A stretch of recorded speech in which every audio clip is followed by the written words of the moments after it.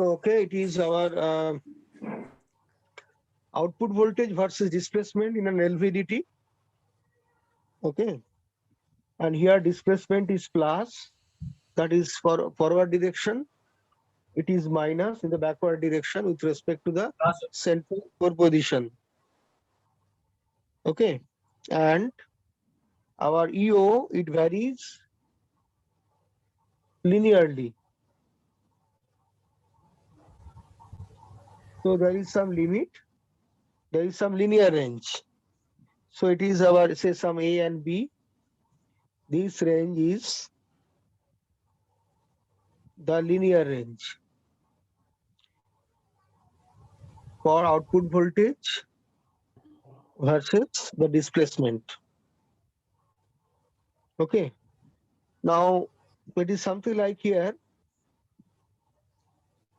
Just don't let me draw it.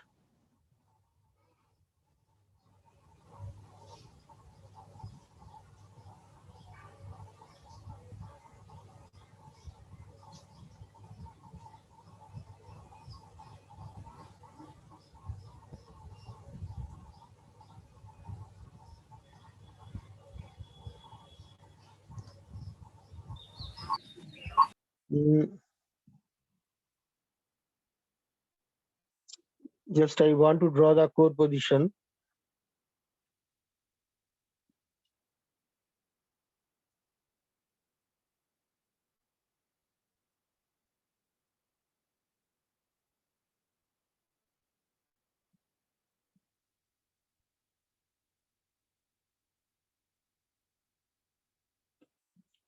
So it is core at 0.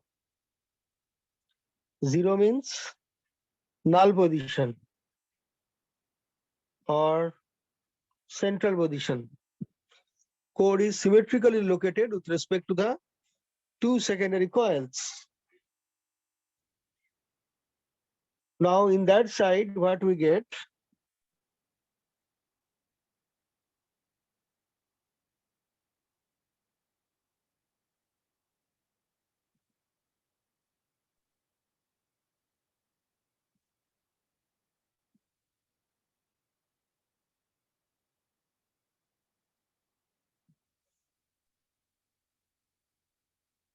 Mm,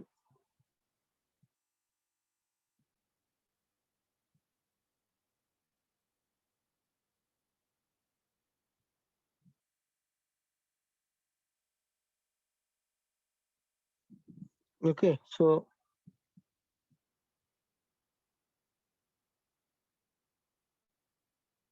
it is core at B.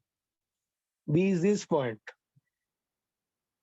And in that side, it will be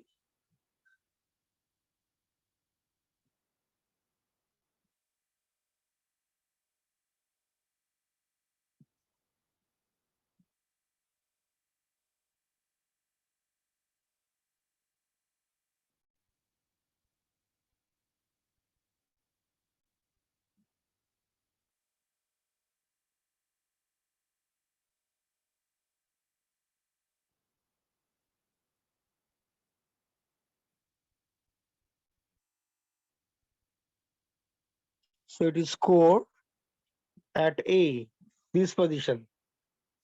Here the core is more towards the left side or negative side here. Here core is more towards the right side or the positive side as termed here. And core is at the null position or central position. Okay, so when core is at central position, our output voltage is ideally null, 0. Okay, so it is the displacement, or also we can call it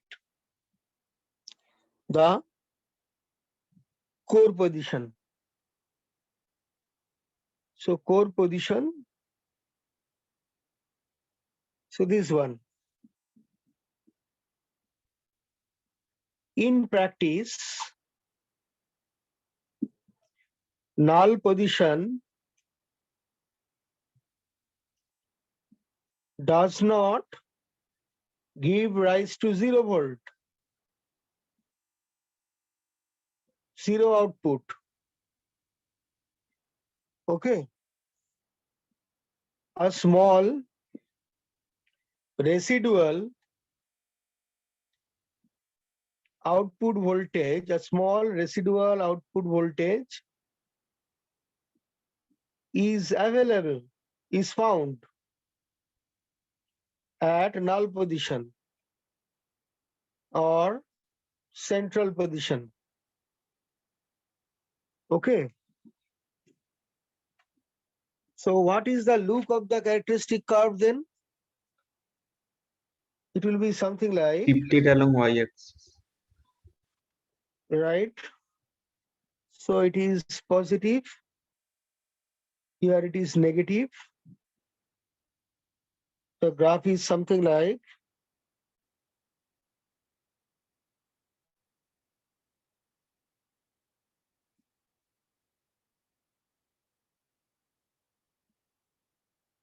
so it's A, B, 0. It is our linear range as usual. Okay. And this voltage, okay, is called residual voltage.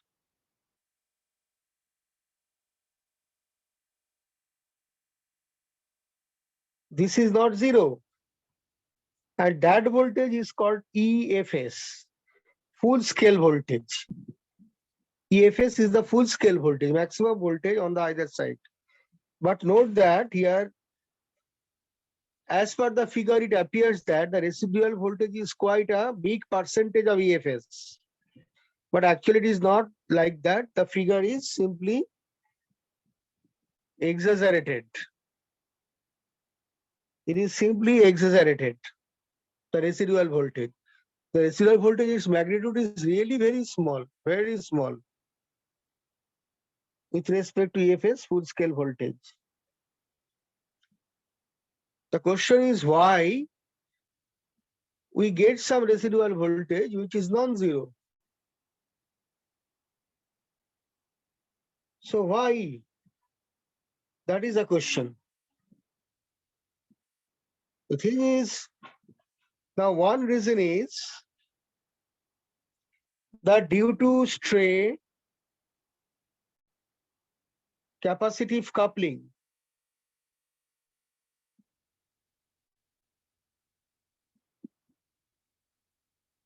between primary and secondaries, some current flows, some leakage current flows that will cause some voltage to drop. Why? Note that our excitation voltage is from around 50 Hz to few tens of kilohertz.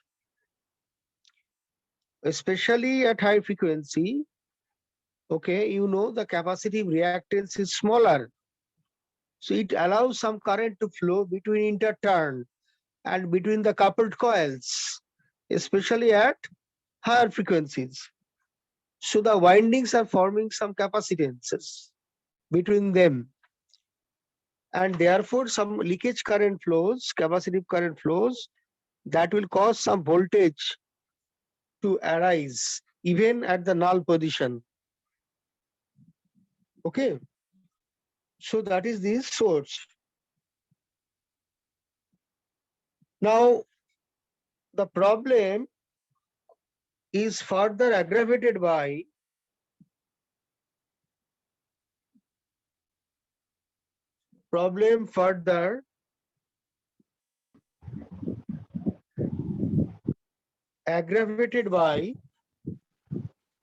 the presence of harmonics.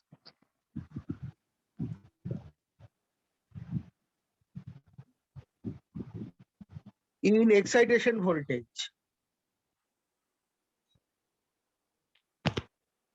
The excitation voltage, if it contains harmonic, you know, it means if it is not exactly a sinusoidal voltage, some distortion is there in the applied voltage, then according to Fourier series, you already know Fourier series in your mathematics class. Also, or in your circuit theory class also, I think. Somewhere we have studied it. that multiple frequencies are coming or harmonics are coming. So there are higher harmonics or higher frequency components are there. So at those our excitation voltage is its frequency is normally 50 hertz to several kilohertz. And when harmonics are present, then frequencies are getting much higher. For third harmonic, fifth harmonic, seventh harmonic, it is 3 times, 5 times, 7 times the fundamental means it's pretty high then. So at those higher frequencies, the capacitive coupling becomes larger. So some voltage, additional voltage is dropped due to the harmonic components, and we get some non-zero residual voltage. Okay. Sir একবার একটু repeat করবেন, last টাইমটা একটু কেটে গেল। When our excitation voltage is exactly non-sinusoidal, it means some distortion is present. Then we know according to Fourier series, any periodic signal can be resolved into a fundamental and higher frequency components. The higher frequency terms are called harmonic frequencies or harmonic voltages. Just like when we have a fundamental frequency of 50 hertz, then our third harmonic is 150 hertz, fifth harmonic is 250 hertz, something like. Now, if our excitation voltage is in the range of kilohertz, say as an example, 1 kilohertz as an example, then third harmonic is 3 kilohertz, fifth harmonic is 5 kilohertz. So our harmonic frequencies are much larger. Our excitation frequencies are higher sometimes. Harmonic frequencies are much higher, therefore. It happens when our input frequency is not exactly sinusoidal. Some distortion is present. So at those high harmonic frequencies, the capacitive coupling becomes more predominant. And therefore, some leakage current flows between turns of the winding in the primaries and secondaries. That they will cause some voltage to drop even at the null position. So some residual voltage will be found. Okay. Now another source of residual voltage is that the harmonics, not only that the harmonics are present in the voltage, harmonics are present in the current also. Harmonics also creep into primary current, okay, due to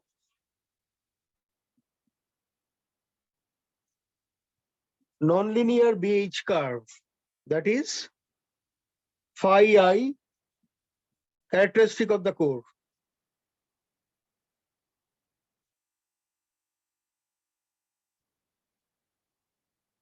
How it happens? Why? Due to the nonlinearity of the magnetization curve, why the harmonics are coming? Just I want to explain it shortly, not too much. I'll go to the next page. It's page number 1, then page number 2. So this is our, considering that this is our BH curve. B is the flux density, which is proportional to the working flux, and H is the MMF, ampere turns per meter. It is proportional to the primary current or the magnetizing current IM. Note that if our excitation voltage is carrying pure sinusoidal components, say 50 hertz pure, or the other hertz, depending on how much frequency we are applying. So it's a pure sinusoid, not the harmonics are present. Say our voltage is free from harmonics. Then also harmonics may come due to the nonlinearity of the BH curve. How? I'll show you now. So consider that our voltage and hence the applied current is free from harmonics. It's pure sine. And our BH curve is, or phi I curve, it is something like this one. Now, when our current is 0, then our flux will be somewhere here at 0. When our, say, current is maximum, then our flux will be having some maximum value. Okay. This way again, it will be there, it will be there. So that way. So it is a linear magnetization curve. So you see, it is purely sinusoidal IM here. Purely sinusoidal. And this is our phi, flux, purely sinusoidal. It is linear BH curve. But if in the working range of the applied current,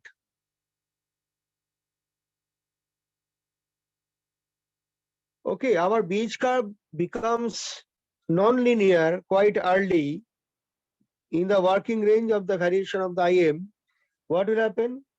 Let's see this thing.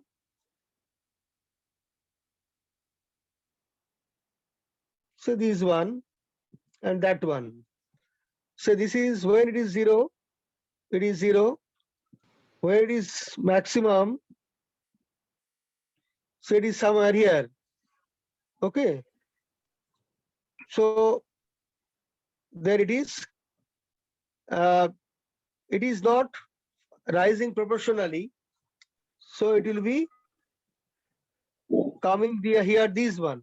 Where it is zero, it will be zero. Where it is there, so here it is there.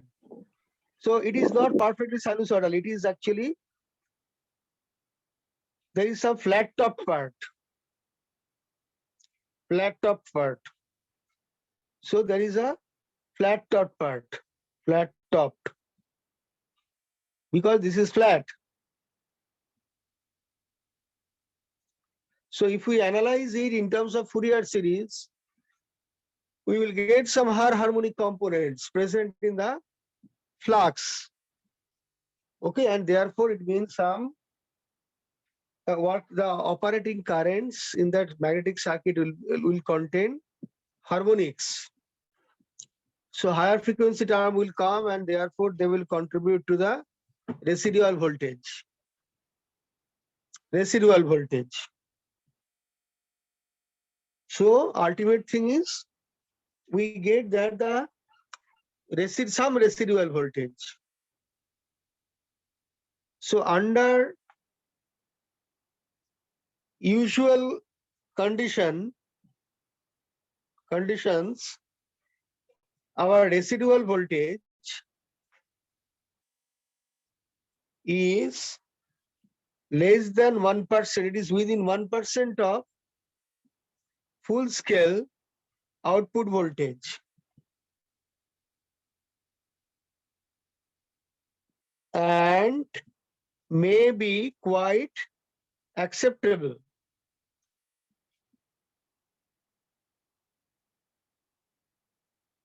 May be quite acceptable. So we can say that thus over linear range of operation,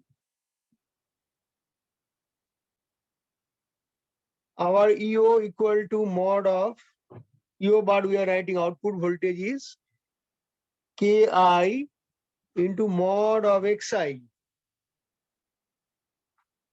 So we are not considering the direction here. So where Ki is the static sensitivity of LVDT in volt per meter. Ki is called static sensitivity. Okay, of this. So what is static sensitivity? It is actually defined as the ratio of output voltage per unit displacement. Okay. So static sensitivity Ki.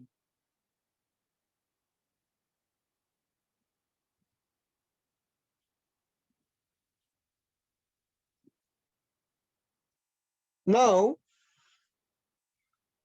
in many applications, we don't need, you see that depending on the core position, there is a variation in the phase of the output voltage.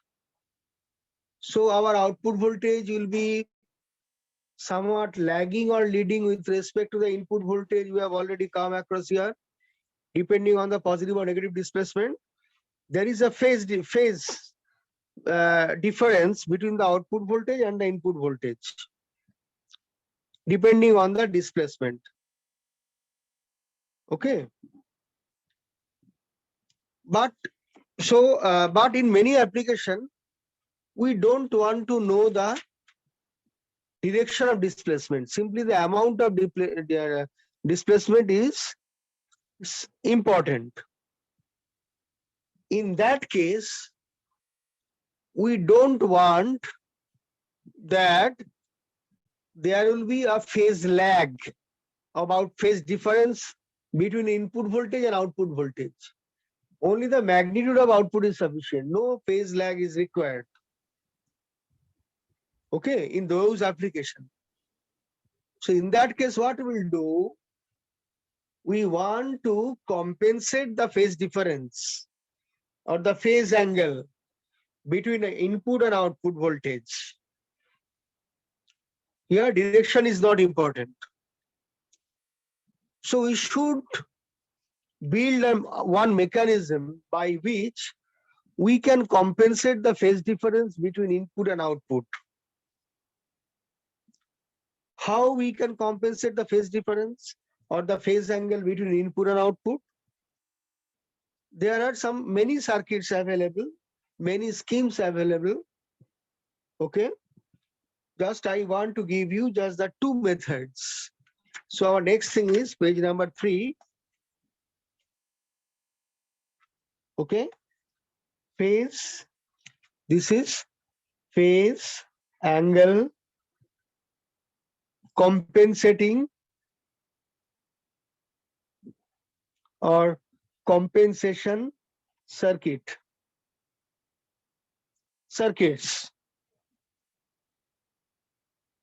Okay. Now our method 1. Here we will consider effect of loading.